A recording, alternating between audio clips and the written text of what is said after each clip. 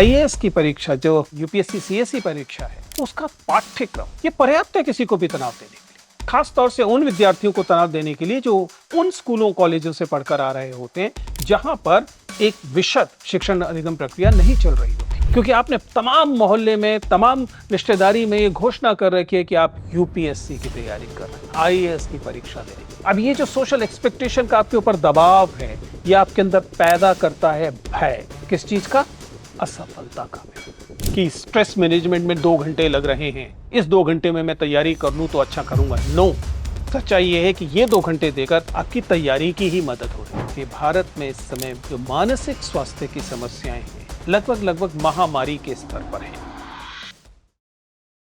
नमस्ते दोस्तों, please sit down में आपका स्वागत है। यह खबर आप तक भी पहुंची होगी कि एक नीट प्रत्याशी, क्योंकि उसकी परीक्षा अच्छी नहीं हुई थी, उसके पिता ने उसकी पिटाई की और ये पिटाई इतनी ज्यादा थी कि उसकी मृत्यु हो गई। दोस्तों, हम एक ऐसे वक्त में हैं जब ये तमाम अभ्यर्थी, चाहे वे कॉम्पिटिटिव एग्जामिनेशन जो एडमिशन के हैं उनके अभ्यर्थी हों या फिर उन प्रतियोगी परीक्षाओं के अभ्यर्थी हों जिनसे नौकरियां मिलती हैं, आईएएस की नौकरी, स्टेट सिविल सर्विसेज की नौकरी या अन्य नौकरी, ये तमाम अभ्यर्थी आजकल लगातार ये स्ट्रेस व्यक्तिगत तौर पर भी है और सामाजिक तौर पर भी है। आज हम एस्पिरेंट्स की स्ट्रेस को समझने की कोशिश करेंगे, क्योंकि इस प्रिपरेशन ने, इस तैयारी ने हमारे समाज में एक सोशल फिनोमेना का रूप ले लिया है। ये एक तरह का फिनोमेना है जिसमें कि लगभग हर एक व्यक्ति को एक या दूसरी किस्म की इस परीक्षा से गुजरना पड़ रहा है और उसका लगातार स्ट्रेस उस पर हो रहा है। अभी 2025 में स्टडी आईक्यू ने एक लेख प्रकाशित किया और इस लेख में उन चैलेंजेस को सामने रखा जिनसे इन अभ्यर्थियों को गुजरना पड़ता है। मैं पिछले 20-22 सालों से इस सारे जो घटनाक्रम है, ये जो तमाम इकोसिस्टम है, इस तंत्र को काफी निकटता से देख रहा हूँ और मैं लगातार देख रहा हूँ कि इन अभ्यर्थियों को किस किस्म की स्ट्रेस से गुजरना पड़ता है। तो समझते हैं कि ये स्ट्रेस क्या है, क्यों है। देखिए, सबसे पहले तो बहुत स्वाभाविक वजहों से स्ट्रेस है। पहली वजह तो यही है कि जिस परीक्षा में वे हिस्सा ले रहे हैं, चाहे वो आईएएस की परीक्षा हो, चाहे वह नीट की परीक्षा हो या जेईई की परीक्षा हो, उसमें बहुत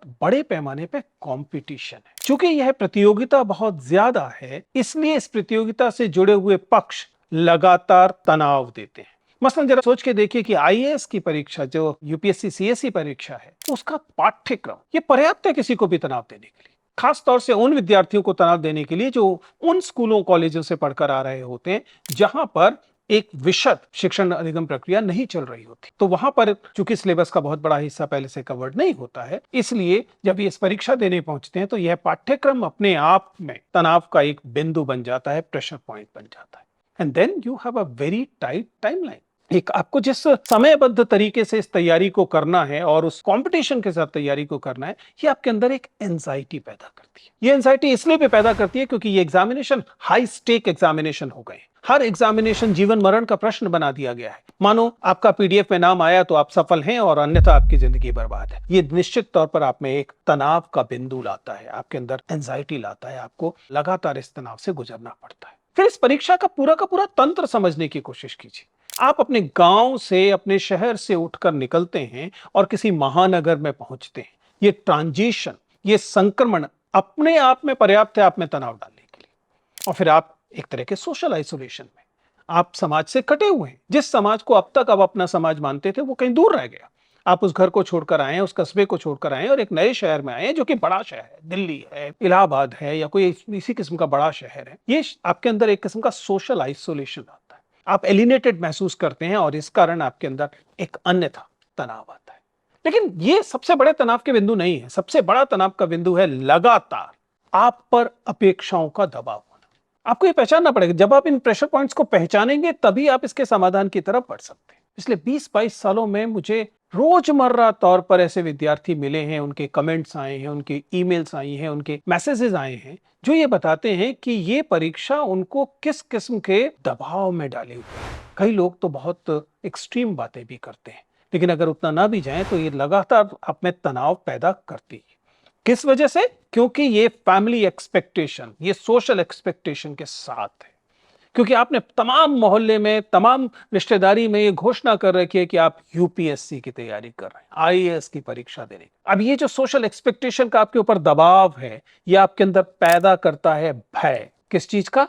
असफलता का भय। ये जो असफलता का भय है, यानी कि ये जो फियर ऑफ फेलियर है, ये आप में एक और आपके अंदर एक तनाव का जगत पैदा करता है। आपको ये भी समझना पड़ेगा कि जिस जगह पर आप ये तैयारी कर रहे हैं, उसके इकोसिस्टम में हर व्यक्ति आपको अपना प्रतियोगी दिखाई देता है। वह जो आपका मित्र है, वह जो आपके साथ बैठा हुआ है, जो कहीं दूर आपको कोई किसी किस्म की सामग्री दे रहा है, कोई सवाल दे रहा है, या कोई आपस में ही बात कर रहा है और बता रहा है कि उसने अमुक बिंदु कर लिया, वो अमुक बिंदु करने वाला है, आपको इतने मात्र से स्ट्रेस हो सकता है, क्योंकि आपको ये तमाम लोग जो पूरे इकोसिस्टम में दिखाई दे रहे हैं, अपने प्रतियोगी दिखाई देते हैं, कुछ लोगों को बाकायदा शत्रु दिखाई देते हैं, और आपको फिर लगता है कि मैं तो नहीं कर पाऊंगी, मैं तो नहीं कर पाऊंगा। तो क्या है?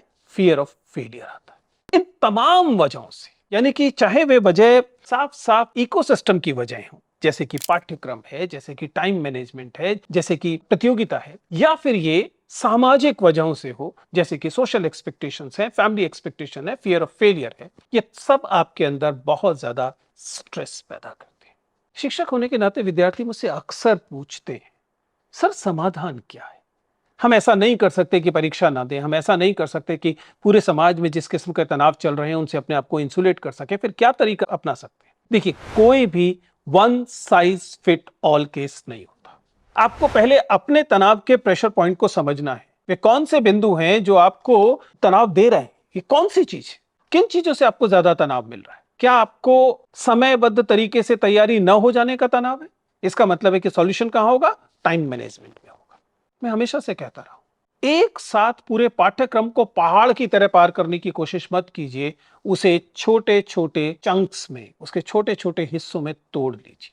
You break your syllabus into small small units and have smaller goals. आज का लक्ष्य ये, जीवन का लक्ष्य मत खोजिए हर रोज, इवन परीक्षा का लक्ष्य मत खोजिए। आज का लक्ष्य, इस सप्ताह का लक्ष्य खोजिए, मुझे ये 4 बिंदु करने हैं।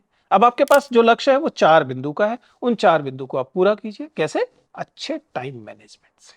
ये सारा का सारा संघर्ष दरअसल समय को किस तरीके से आप मैनेज करते हैं उसी का है।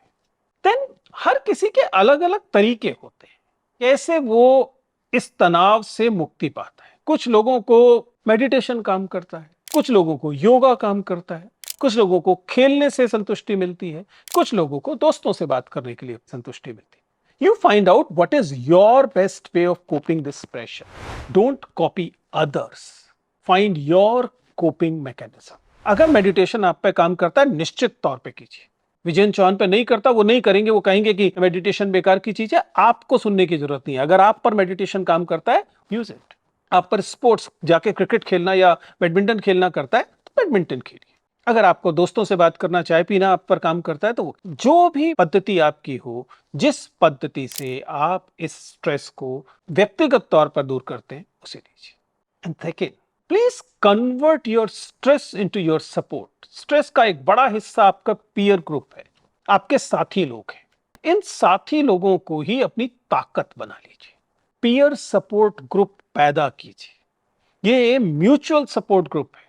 अगर आपको कोई दोस्त स्ट्रेस में दिखाई दे रहा है, आपकी जिम्मेदारी है कि आप उसकी हैंड होल्डिंग करें, आप उसे समर्थन दें।